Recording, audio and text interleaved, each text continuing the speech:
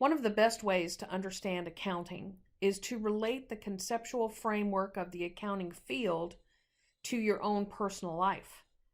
Today, we will discuss how financial statements can be understood if we translate our financial lives into the framework of these statements. Anytime you can connect technical information to our personal lives, your likelihood of truly learning the subject goes much higher. As I learned a long time ago, yes, knowledge is power, but applied knowledge is true power. As a reminder, if you are interested in listening to podcasts on your device instead of watching videos, please download the Spreaker app and subscribe to the Bean Counter channel.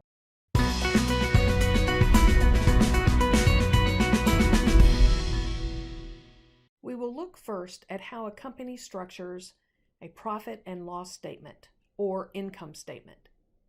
There are three major sections.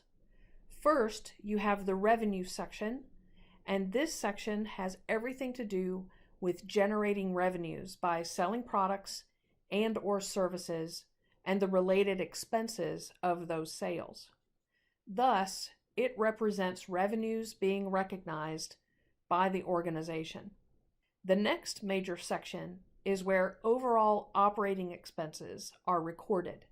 These expenses are the overall costs of running a company. These costs occur regardless of whether or not a company makes a sale or not.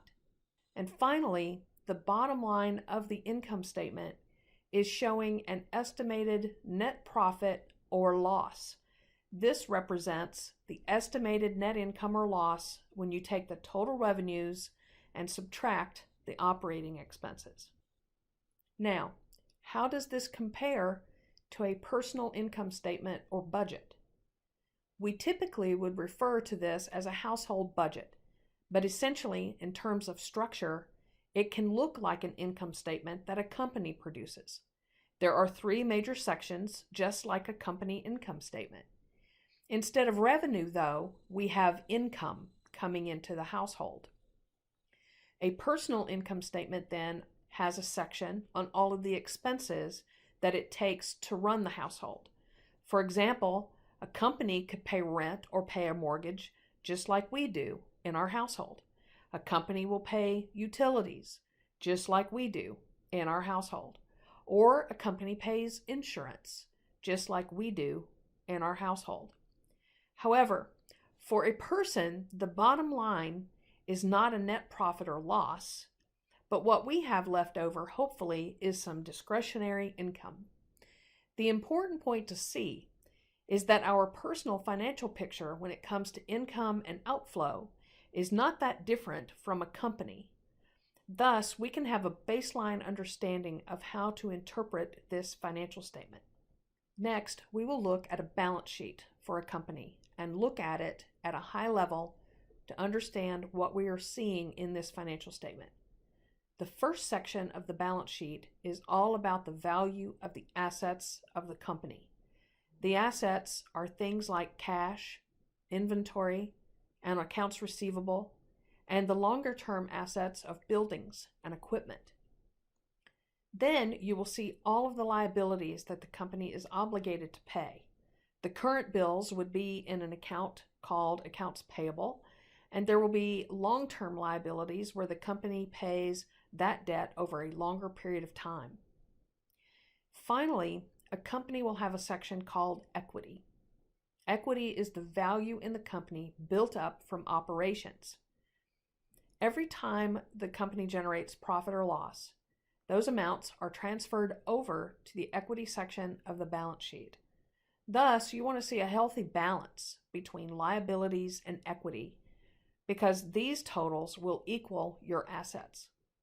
In other words, if you have $100,000 in assets, your liabilities and equity will also add up to $100,000. This is why this statement is called the balance sheet, and this is also referred to as the accounting equation. More on that in a moment. Now, let us take a look at how the company balance sheet compares to our personal balance sheet. Just like a company, we as individuals will own assets. We will have cash. We will have a house. We will have a car and other assets. We also will have liabilities. For us, this will be credit card debt, mortgages, or car payments. Companies will have similar kinds of debt. The only difference is that we often are not paying suppliers through an accounts payable account.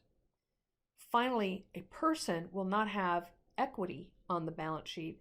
Instead, a person will have what is called net worth. It works exactly the same way as equity. It is essentially the equity that you're building up in your personal financial picture. Thus, remember when I said that if a company has $100,000 in assets, then they will have liabilities and equity that add up to the same amount? It is the same with an individual.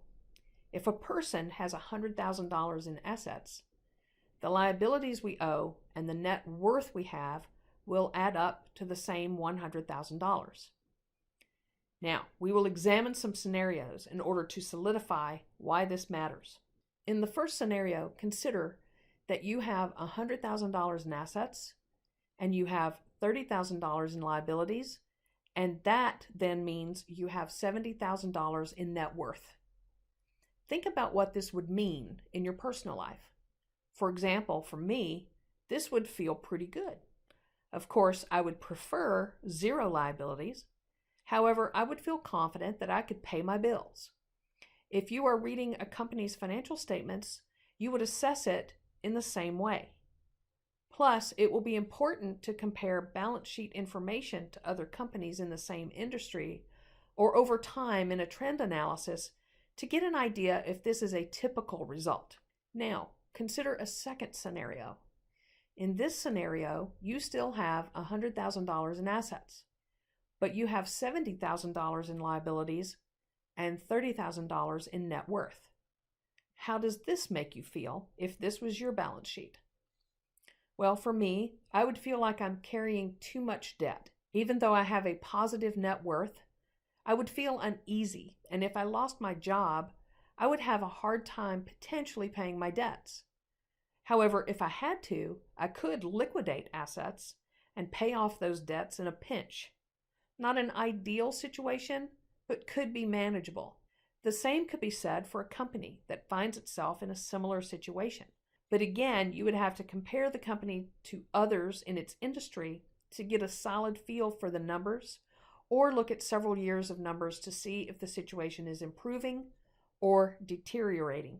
Finally, consider a third scenario where you have $100,000 in assets, you have $150,000 in liabilities, and therefore you have a negative net worth of minus $50,000. In this case, how should I feel? In this situation, there could be serious problems. Notice I say could be. What I mean by that is a personal and company financial picture changes constantly. Thus, you could look at this again in a few months or a few years, and the situation could be dramatically changed for the better. However, in this case, you do not even have enough assets to liquidate in order to pay your liabilities should you have to do so. Thus, if there is an economic downturn, the situation could be much worse. The same logic would apply to a company in examining their balance sheet. In closing, it is not hard to learn financial information or gain financial literacy. You have to find ways to equate the terminology to your own life and experience.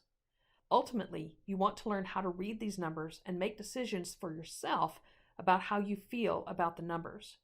That way, you can be empowered to make decisions for yourself about financial performance in your own life, in your investments, or about your employers. Thank you, and I look forward to talking to you on another episode of The Bean Counter.